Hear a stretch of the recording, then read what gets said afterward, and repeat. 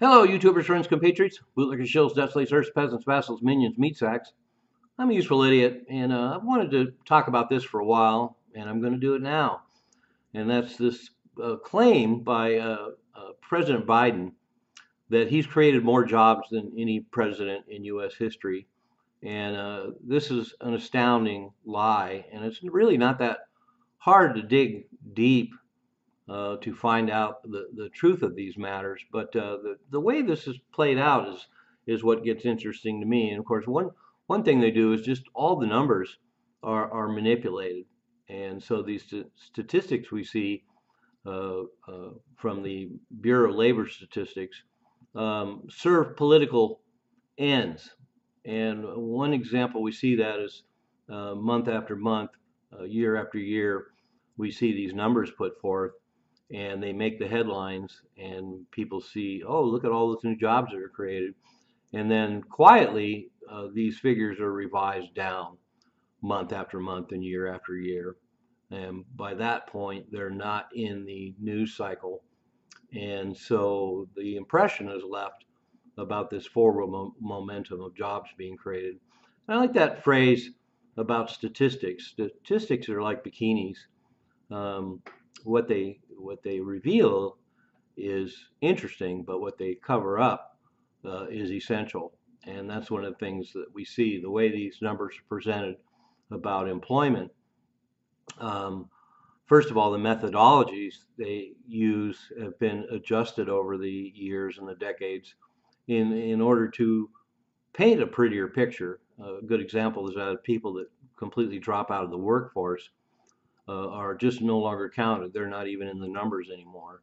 So if you have a huge sector of the people who are not even in the market, aren't looking for jobs and have just dropped off the radar and are not counted in the numbers, that hides a very glaring problem. So it's more realistic, of course, to look at labor participation rates and to see how much of the population is actually participating in the economy at all. But a couple of current examples show exactly what I'm talking about. It was only a couple months ago that a whistleblower came out and said that 1 million of the jobs that Biden had claimed to create did not exist at all. And so aside from the fact that the numbers are cooked and the numbers are put out there for a political agenda, a lot of times they can be cooked so much that the jobs aren't even there. So to have a whistleblower come out and point out the fact that 1 million jobs that were claimed to be created were not created at all is not surprising at all. But another story that came out that was interesting is that in September 2024 alone, 785,000 government jobs uh, were created. That's a staggering number.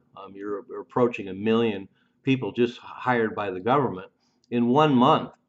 And of course, it's easy to see the reasoning. We're in an election cycle. We're at the very tail end of this election cycle. They have to make the employment rates as high as possible and make the economy look like it's doing far better than it is. And one way to do that is to hire 785,000 new government workers. And even in this day and age of appalling things that are happening, that's pretty shocking. But to get to the meat of the matter, the fact is that Biden hardly created any new jobs for the last 4 years. So here he is claiming that he created more jobs than any president in U.S. history, and it's actually quite the opposite. He's probably created less jobs than any president or administration in U.S. history, because all the numbers are in reality. In the old days when I did videos, I would have all the numbers, but I'm a little lazier now. But I assure you, when you do the research, you find out that all the jobs created the last 4 years, first of all, there was all the people that lost their jobs, were laid off or unemployed, or didn't go back to work during the pandemic, who were rehired. So that's a massive amount. And then the other key factor here is people taking, once the people started coming back to work from the pandemic, and then inflation started going up. We have a lot of older people who went back to work. We have a lot of people who took second jobs. We have a lot more people that have part-time and temporary jobs. And then we have an amazing amount of employment for uh, uh, illegals. And so when you take out and then add to that, aside from this staggering 785,000 government workers hired in just September 2024, the last 4 years, have seen huge numbers of government hires.